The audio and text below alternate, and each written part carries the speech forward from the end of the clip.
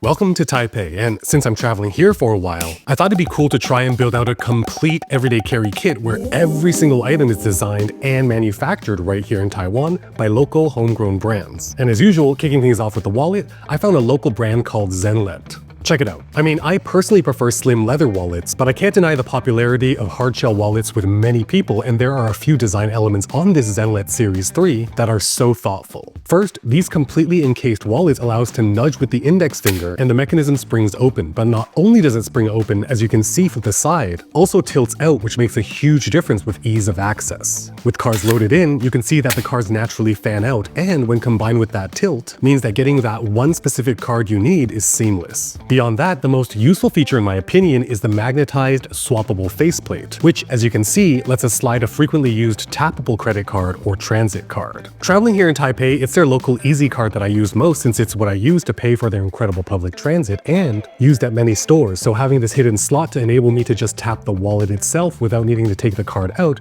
has been sheer bliss for the past few weeks of testing this guy out. They have many other swappable panels like this leather one, and even have the option for you to upload your own photo for a truly custom piece. This Zealot Series 3 accommodates a total of 6 cards, 5 in the main spring-out compartment and 1 more behind that NFC-friendly panel. If you do need storage for 1 more card, the Series 3 Plus and Pro have a swappable panel on both the front and the back to store 2 tap-to-pay cards, accommodating a total of 7 cards. But regardless, all of Zealot's hardshell wallets meet my challenge for this video, being founded, designed, and made in Taiwan. And like everything else we'll explore in this video, I'll link them down in the description below in case you want to check them out for yourself. Next up, pocket knife, and it's interesting. So many knife brands we know and love, from Spyderco to Benchmade, have manufacturing facilities in Taiwan, but finding a homegrown brand worth looking at wasn't as easy as I thought it'd be. Thankfully, the retail experience in Taiwan is amazing. I love exploring Taipei because of its endless alleys that, to me anyways, are so oddly aesthetically pleasing, plus hide so many hidden gems. About a 20-minute walk away from my Airbnb is this shop called Top Mascot. Badass door, top floor is all swords, then head to the basement,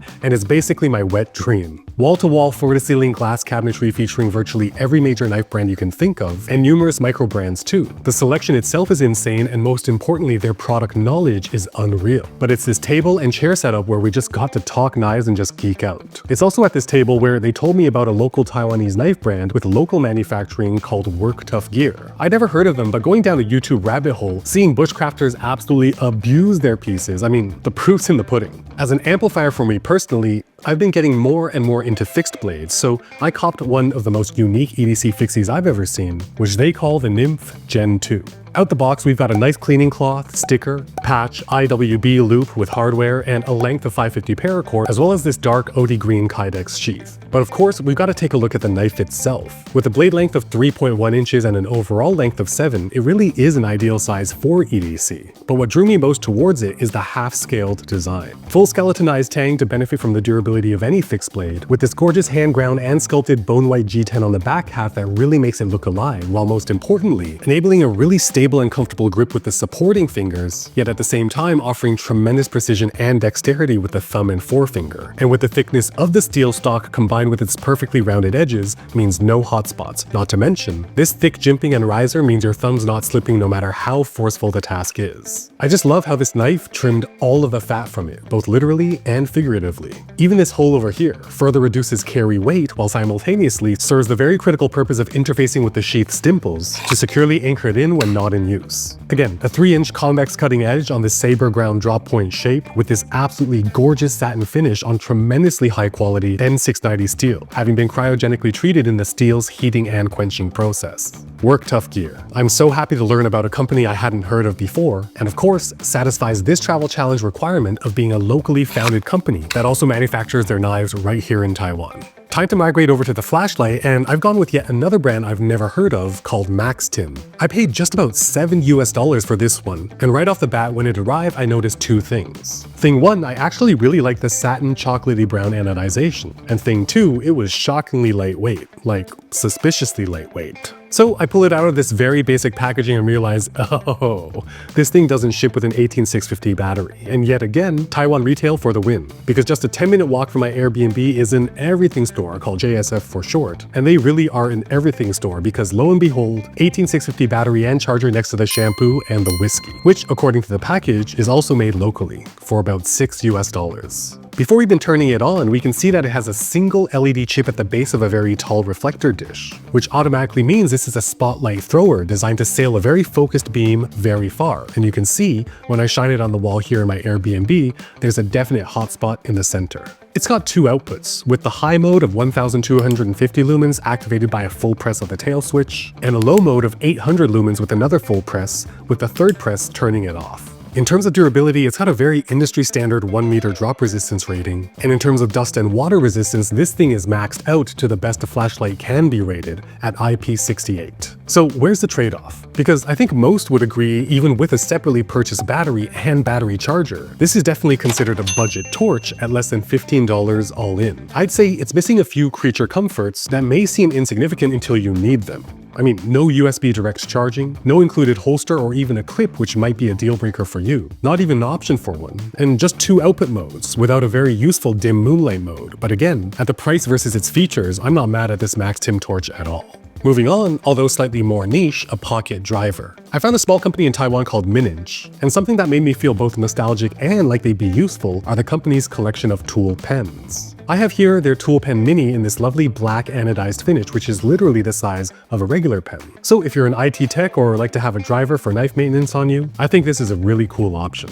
It's got a satisfying magnetically anchored cap, and the nostalgia comes from my childhood where I would use pencils like this. They felt like little bullets that I could eject, reload into the back, and by doing so, chamber the new round to get my homework done. And this piece by Minage reminds me of that childhood memory. There are a bunch of available configurations from different sizes and exterior finishes, but also the types and quantities of bits. I just think the design is thoughtful where you can see the windows on the barrel so you can identify where each bit is at a glance. All in all, a fun and well-made product with the key benefit of having such a slim physical footprint while enabling you to always have 5 of your most frequently used bits inside. Next up, notebook, and I found a really innovative line by a local company here in Taipei called Anto Design, and they've created a very customizable system that they call Nota. They've got 3 sizes, but I decided to go with the smallest one since it's closest to what I'm used to, and it's what they call the Nota Daily size. I chose this sage green and vegan leather, and right off the bat, I even love this detail on the spine with a cork strip that sits higher than the steel frame to protect table surfaces. But opening it up, the entire Nota ecosystem, no pun intended, hinges on this steel spine and completely customizable magnetic spine anchors.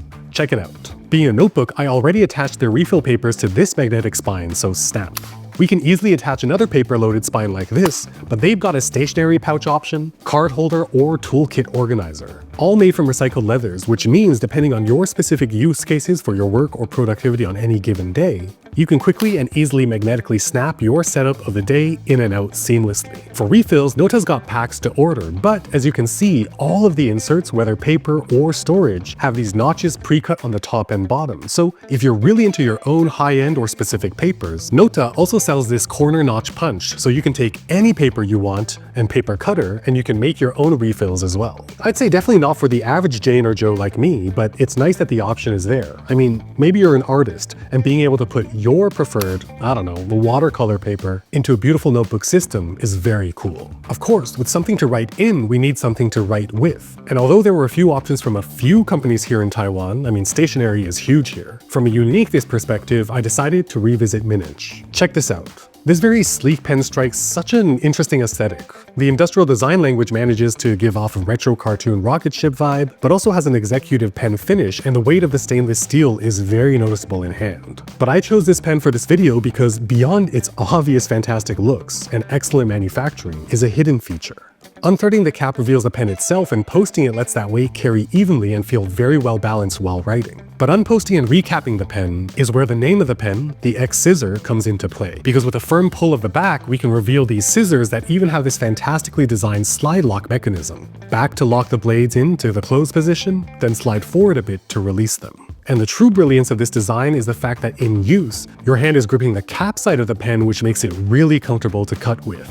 Now, with all of this stuff, we need a bag to put it all in, and I found a company which, you guessed it, designed and made locally right here in Taiwan called Matchwood, but I decided to go with what they call the Mighty Shoulder Bag. It's no secret by now that I'm a huge fan of exterior anchor points to attach my fave budget EDC accessory of all time, the Espionner No. 4 size by Night Eyes, and this plastic D-ring here is perfect for that. Not to mention this strip of Bali webbing on the front as well. Next, this front pocket that is an entirely separate protruding box is really quite useful and can accommodate a lot of things most front pockets on slings can't, like say this Sony Bluetooth speaker or camera lens. These mesh top elasticized pockets flanking each side actually go full depth, so they can securely store a water bottle on one side and a compact umbrella on the other side. Although I personally don't really use interior organization pockets in the bags that I use, there are quite a few options, including this mesh full width zipper on the underside of the top flap, this array of smaller compartments against the front of the main compartment, as well as this padded tablet sleeve against the back of that main pocket. As a final selfish guilty pleasure, it's got this complete strip of Velcro, so I can remove the Matchwood brand patch that it comes with and go nuts with my own designs. And like everything else in this video, they and this bag are all linked down in the description below. Now I'm curious, because a challenge like this, to find a more or less complete EDC kit made entirely in my home country of Canada, is impossible.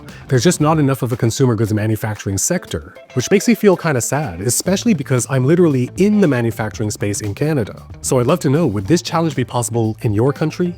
Let me know down in the comments, but if you want to see 2 complete everyday carry kits at wildly different prices, you will definitely want to watch this video right up here. If you're feeling lucky though, this video down here is the one for you. I'll leave them both on screen for a few seconds so you can choose which one to watch next, but while you're deciding, consider subscribing and hitting that bell so you'll be notified the moment new videos just like this one drop.